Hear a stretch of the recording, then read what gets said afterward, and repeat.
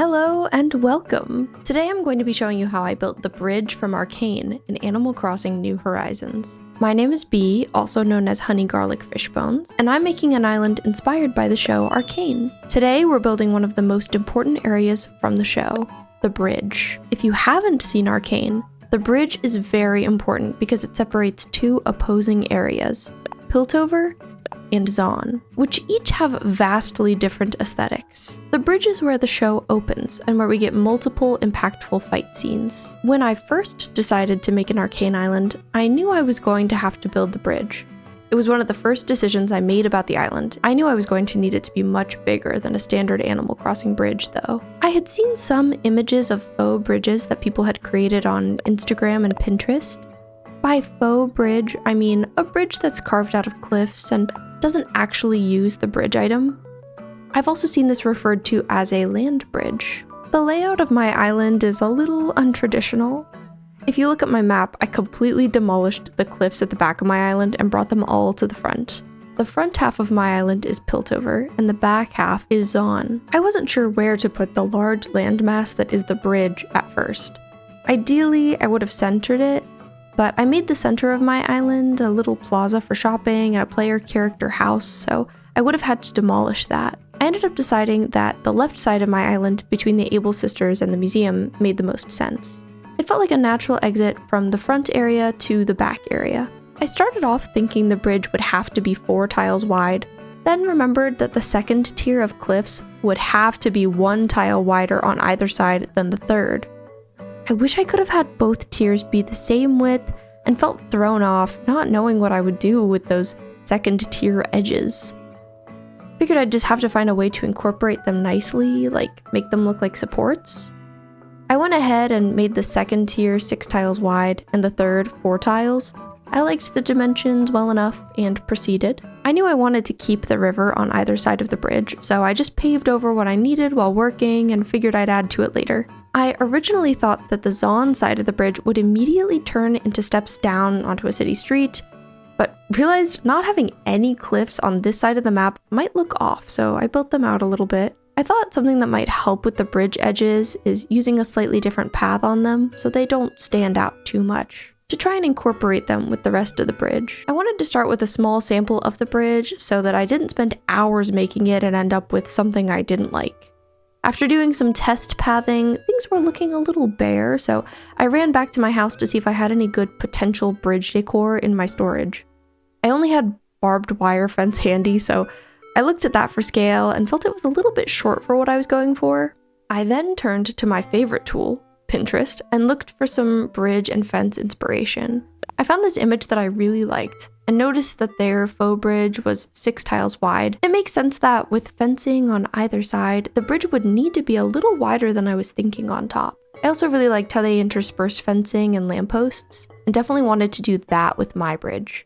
I took down my fencing mock-up and got to work on widening the area. Once it was my desired length and width, I pathed the top and sides of it. I really like what I did with the edging, how I have an inner border on the third tier of the bridge and an outer on the second tier. I think it helps create the illusion of a more seamless blend. Now that the base of my bridge was ready, it was time to hit a treasure island and grab every fence option I could possibly consider using. My options were the iron fencing, which is what the inspiration image I loved used, and I thought it worked really well here. The vibe of this bridge is supposed to be what I would describe as gothic industrial. Dark colors, cobblestone road, something that looks good in the sunset and at night. I then tried the iron and stone fencing, which I generally really like, and definitely has that aesthetic that I'm looking for, but honestly, I don't like the way it looks from the side very much. You're missing the iron, and you're stuck looking at the chunky stone. Not quite right for a vertical bridge. Horizontal, maybe, but vertical, no. The spooky fence was too small and thin, and the large lattice fence felt too much like a backyard. I ultimately decided the iron fencing was the way to go. Between streams, I tried out adding lampposts between the fencing, like in my inspo, and included the fence items to put along the second tier. I really liked this layout. Also, the time of day and weather going on here conveys exactly what I was going for with this bridge. Now that I knew where I was going, it was time to put my head down and get to work on making the whole bridge look this good. Like I mentioned earlier, In Arcane, a number of important battles have taken place on this bridge. Because of that, you can see in the show that people have left flowers, photos, and candles along the edges as a memorial. I wanted to add a small tribute to this without taking up too much bridge space, so I added the marigold decoration and some candles. I would love to add to this even more, but I think it would become too much of an obstruction on the bridge. I originally had spaces between each of my second tier fence items, but decided to try them all pushed together and see if that looked better. It absolutely did. The bridge looks much more put together and uniform like this.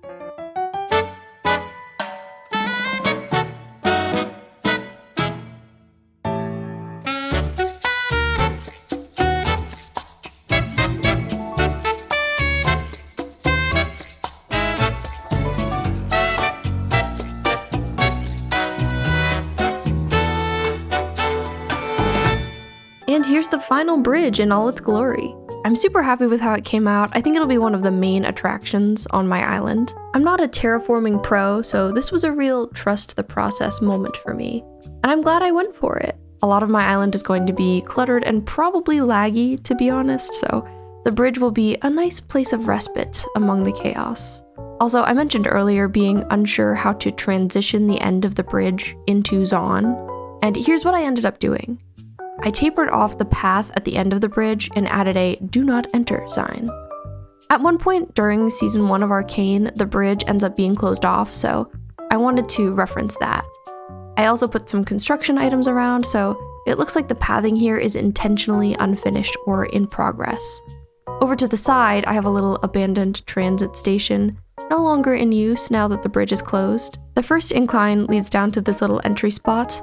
I could see this landing changing. It's been hard to get the item arrangement right here. I think it still feels a little bare. The second incline leads down to the street of stalls and shops. This is a sneak peek of what's to come once I finish this area, so stay tuned for that. And that's it. Thank you so much for watching. I hope you found this video informational and relaxing. Have a great rest of your day, and see you in the next one.